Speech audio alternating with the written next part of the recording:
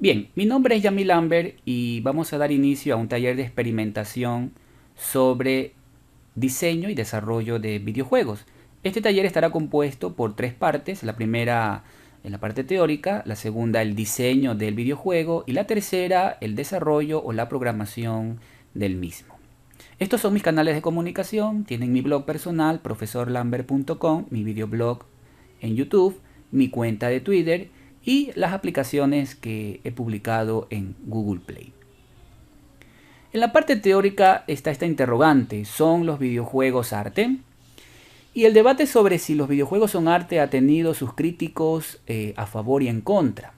Pero una de las posturas a favor le dio el Museo de Arte Moderno de Nueva York, conocido como MoMA, en 2012, cuando anunció la adquisición de una serie de videojuegos que entraron a formar parte de su colección. Y de nuevo tenemos el tema sobre la mesa. El Museo de Arte Moderno de Nueva York, por sus siglas MoMA, ya avisó que las críticas a su exposición permanente, conocida como diseño aplicado sobre videojuegos, no acabarían en el cierre de la sala.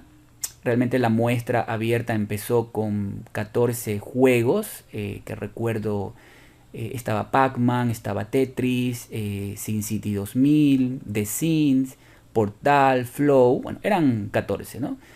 Y que luego pues se ampliarían hasta los 21 títulos y el objetivo pues era llegar a los 40. Por ejemplo, a estos primeros 14 se incorporaron Space War, los misceláneos de Magnavox Odyssey Game con la consola, también estaba el Snake, el Pong, Space Invader, Asteroides, recuerdo que estaba Tempest, Donkey Kong, no podía faltar el Super Mario Bros., The Legend of Zelda, Street Fighter 2, Chrono Trigger, Super Mario 64 y algo más contemporáneo, Minecraft. Entonces, los criterios no solamente pretenden hacer énfasis en la calidad visual y la experiencia estética, sino en otros aspectos como la elegancia del código y el diseño del comportamiento del jugador, que tienen que ver con el diseño interactivo en sí, ¿no? Se busca también, creo yo, una combinación de relevancia histórica y cultural, cierta expresión estética, robustez en el plano funcional y estructural, y, ¿por qué no?, acercamientos innovadores a la tecnología y el comportamiento.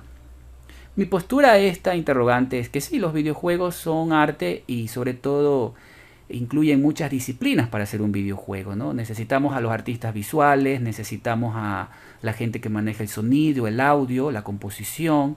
Si nuestro videojuego va a tener una historia, a la gente de literatura, los programadores. Necesitamos también, si vamos a hacer un videojuego triple A en 3D, a los actores para tal vez ponerles trajes de captura de movimiento, motion capture, entre otras. Entonces, hay muchas disciplinas a la hora de hacer un videojuego, sea un videojuego indie o sea un videojuego triple A.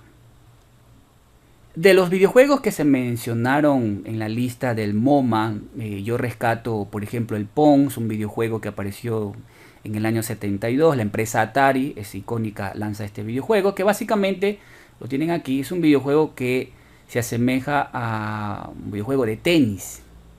Tienen también el Space Invader o los invasores espaciales, donde ya teníamos una especie de nave, ¿no?, ¿verdad?, que atacaba a estos invasores. Asteroides, que mostraba visualmente las imágenes ya vectoriales, que era interesante esa propuesta. Minecraft, un videojuego más contemporáneo, hecho por la distribuidora inicialmente pequeña Mojang, luego fue adquirido por Microsoft. Y la Magnavox Odyssey con sus 12 videojuegos, y también la primera videoconsola que se lanzaba al mercado en el año 68. Ahora, en otro aspecto, ¿cómo se hacen los videojuegos ahora? Y evidentemente en la década del 70, 80 y 90, que es básicamente el inicio de la historia de los videojuegos, son décadas muy importantes, se tenía que ser primero programador y luego artista. Se tenían que dominar algunos lenguajes de la época, tipo C, tipo Java, E incluso los mismos computadores, pues uno tenía que adaptarse y aprender a manejarlos. Hoy en día todo eso ha evolucionado, podríamos decir que la automatización en el software ha ayudado mucho, como principio de Manovich en este escenario, y hoy en día encontramos los motores de videojuegos o conocidos como engine, tanto en 2D como en 3D. Yo aquí he armado una lista de recomendación de algunos motores muy interesantes. Por ejemplo, los tres primeros, Game Maker Studio, Contrux 2 y Stencil, son motores para hacer videojuegos en dos dimensiones. A pesar de que ya Game Maker tiene su motor en 3D, pero básicamente nacieron como motores para 2D. Tenemos también Unreal, el UDK de Epic Game, también, que es un motor ya de alta envergadura para hacer videojuegos AAA 3D. Cocos 2D, que es un framework interesante para videojuegos para iOS, en el caso del sistema operativo de Apple. Corona SDK, un poco más fuerte, es un entorno de desarrollo de programación Java. Y Box 2D, que no es a toda regla un framework, es decir, un motor, sino más bien se va a encargar de la física del videojuego. Por ejemplo, quisiera mostrarles con un elemento de YouTube, con un video de YouTube, el funcionamiento de Box 2D.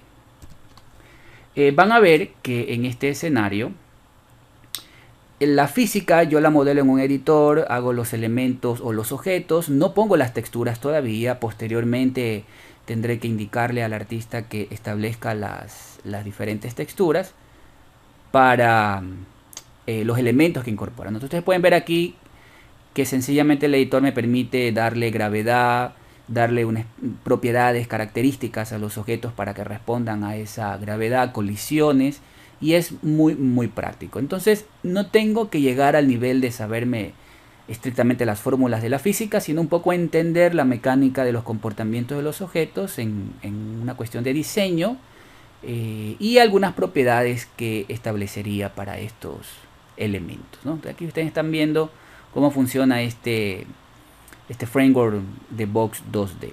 Se hizo popular por el videojuego de Angry Birds cuando fue lanzado al mercado, ¿no? Este videojuego de las tirachinas. Y regresamos otra vez acá. Ahora, eso en cuanto al tema de los motores de videojuegos. También en otro aspecto quisiera tocar la programación. Yo decía que estos videojuegos que se hacían en la década del 70 y 80, pues uno tenía que ser un programador. Con los motores eso mejoró, sobre todo en el aspecto del diseño en sí, de los recursos que va a tener el videojuego, las gráficas, los sonidos, los elementos de interacción. Pero en la programación también ha evolucionado a lo que se conoce como la programación visual o los scripts. Para nuestro taller vamos a utilizar a Stencil de los motores para hacer juegos. Stencil es un motor muy bueno para iniciación, sobre todo para juegos 2D. Stencil utiliza el lenguaje Scratch. Scratch es un lenguaje creado por el MIT, el Instituto de Massachusetts, para enseñar a programar a los niños. Scratch, su sistema está basado en unos módulos muy al estilo de los Legos y utiliza el concepto de comportamientos y eventos, que es la parte interesante a comprender en este concepto de la programación visual.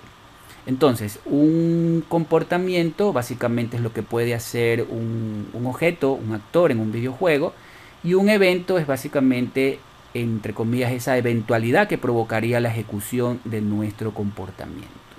Por ejemplo, ustedes van a ver que todos estos conceptos están basados en el mundo real. Si habláramos de una persona, los comportamientos de una persona pueden ser correr, pueden ser hablar, pueden ser caminar, pero nos preguntaríamos cuándo la persona ejecuta el comportamiento, por ejemplo, comer. Tiene que ocurrir una eventualidad para que se ejecute eso, y esa eventualidad se llamaría hambre, por ejemplo, ¿sí? O sea, cuando ocurre el evento hambre, la persona ejecuta su comportamiento comer.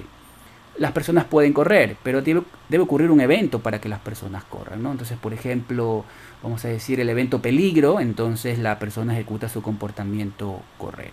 Y estos dos conceptos son importantes a la hora de hacer estos scripts y entender la ejecución de estos scripts para los objetos que también van a tener comportamientos y eventos.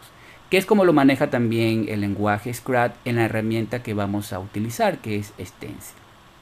Por ahora, esta es una introducción teórica.